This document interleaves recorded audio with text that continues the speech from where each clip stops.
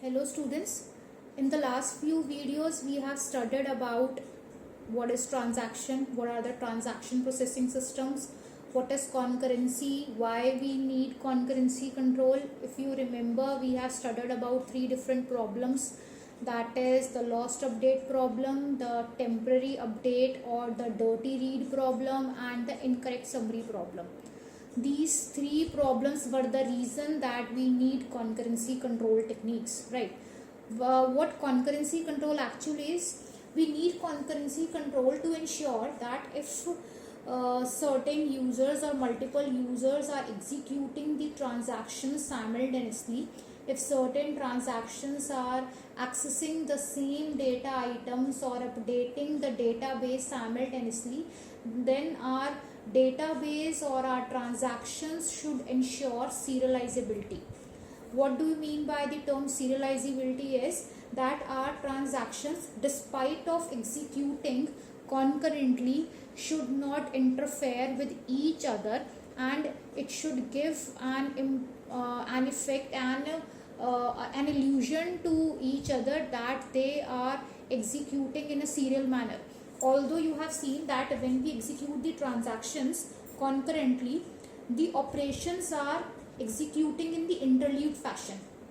Two operations of one transaction, then one operation of another transaction, then two operations of another transaction, like this. But the concurrency will result in the correct state of the database, the consistent state of the database, only if these transactions will not interfere with each other. Despite of executing in the concurrent fashion, it should give an illusion that they are executing in a serial fashion, right? That is why we need concurrency control to ensure the serializability. So we have two types of concurrency control, the pessimistic concurrency control and the optimistic concurrency control. Pessimistic concurrency control, they assume that the conflicts will happen, then they will detect the conflicts after they will occur, and then they resolve them. How they will resolve them? They will either roll back some of the transaction, or they will make some transaction wait to access a data item, right?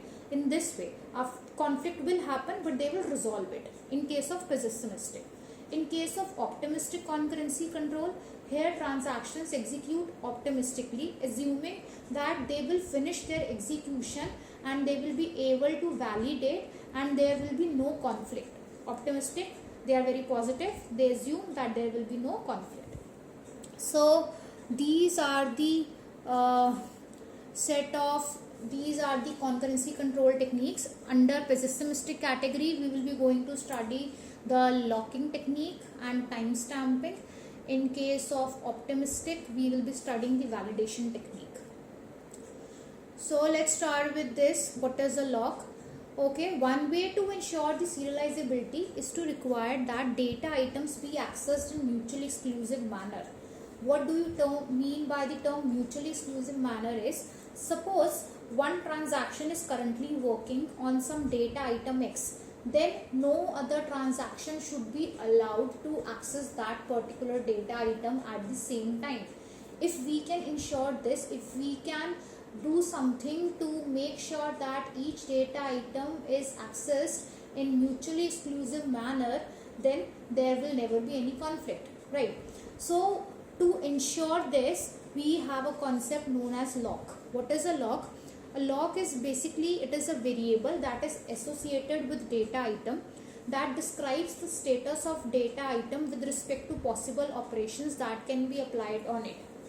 Lock, you can assume, is something like this. It's type of key. Suppose I have a scenario that I am having a room and only one student is allowed to enter that room at once, right? And we are obviously having one key. So in this scenario, the room is the data item, the student is the transaction, and the key that student will be having to enter into the room, that key will be the lock, right? If a student is having the key, only then he or she will be allowed to enter the room. This is our first condition. Second condition, only one student can enter the room at once. So in the same scenario, if we similarize it with our transaction, with our concurrency control, then only one transaction can have a lock on the data item at once. If the student will leave the classroom, only then the next student will be allowed. Similarly, when the one of the transaction who is holding a lock on the data item will release the lock, only then the other transaction can hold the lock on the data item. I guess you understand this scenario. Now we have these types of locks and system lock table we will going to study. We have basically two types of locks, the binary locks and the shared exclusive lock.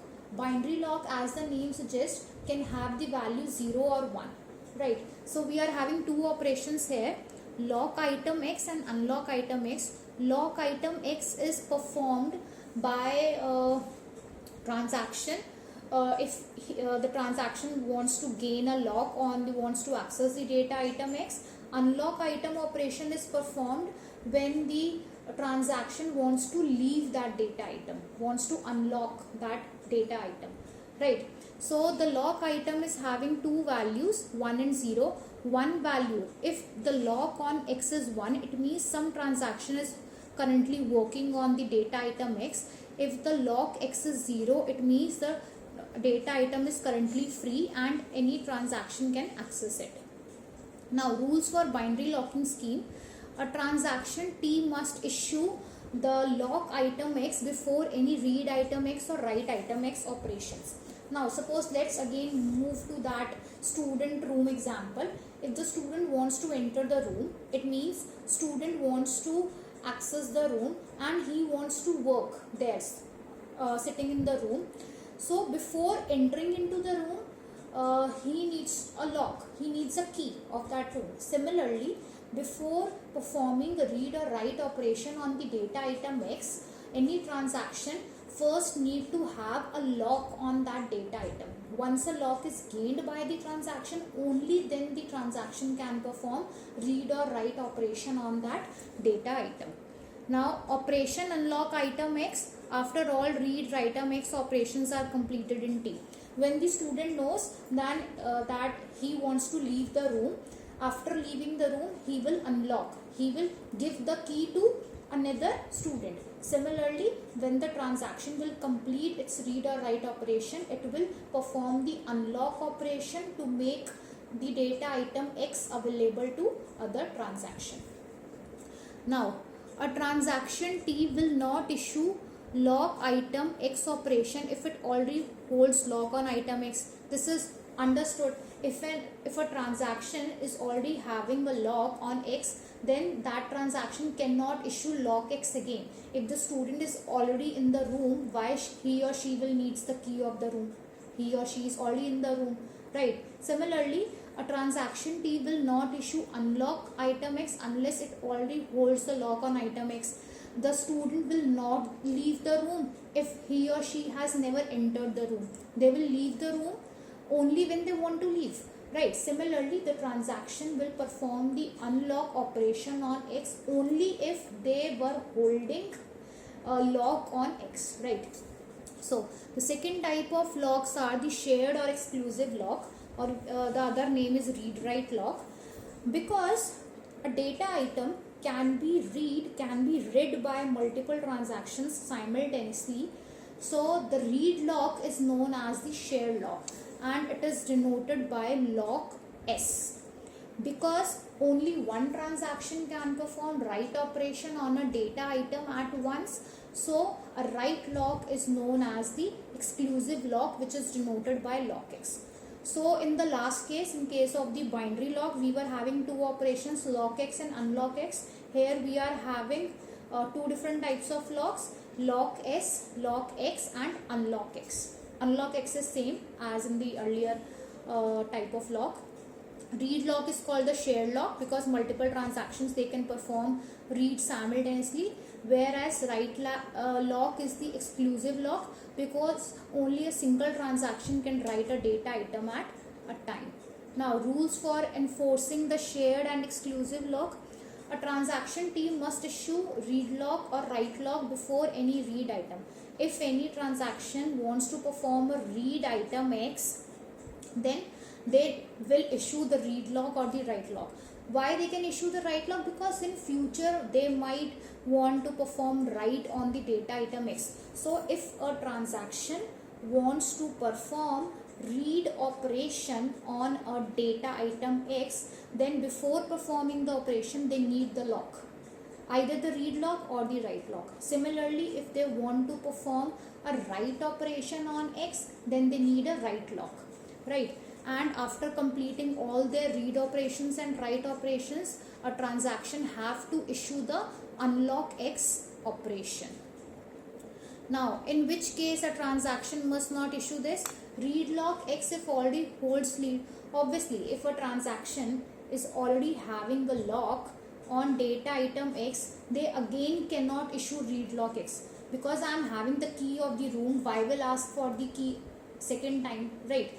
When I am in the room itself, and when I am in the room itself, either I am reading something, I am writing in the room, I am reading in the room, I will not ask for the key because I am having the key, right? When I will leave the room, definitely I need to perform the unlock room, or I need to give that key to the other student. Similarly, the transaction have to perform the unlock X operation, right, if they want to release the read lock or the write lock. The DBMS has a lock manager system. What the system actually does is, the system performs the system tables. They perform a lock table where all the data is maintained, that what data items we are having and which transaction is holding which type of lock on which data item. This is known as the lock table. I'll show you a picture. See this. This is the these are the lock tables. In case of binary locking scheme, what this lock table, this is a lock table. What this lock table is signifying is that transaction T1 is having a lock. Because this lock value is 1, it means T1 is holding a lock. Here we don't have any read or write lock, it is simply a lock. T1 is holding a lock on X, T2 is holding, means a lock on Y, means currently working on Y, right? This is shared or exclusive lock.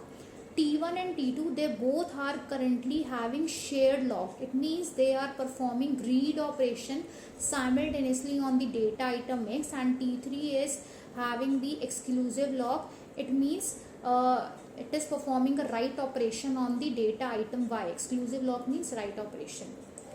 Suppose once a transaction has attained some type of lock and they want to upgrade or downgrade it. What this upgrading and downgrading of locks means, it is possible for a transaction to issue a read lock X and then later to upgrade the lock by issuing a write lock X. Suppose, I hope it is more easy to understand using this. Suppose a transaction is currently having a write lock. A transaction wants to perform a write operation on X, right? It is having a write lock on X, but now the write operation they want to perform has completed and they only want to read. So they can downgrade their lock type. They can downgrade their lock from write lock to read lock.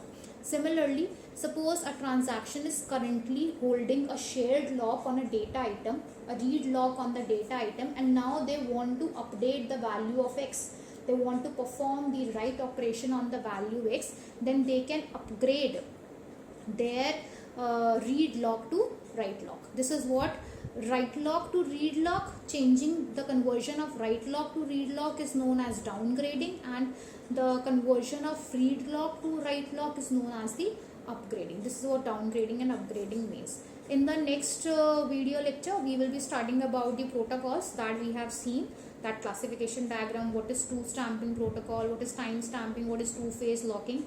This we will be studying in the next video lecture onwards. Thank you, class.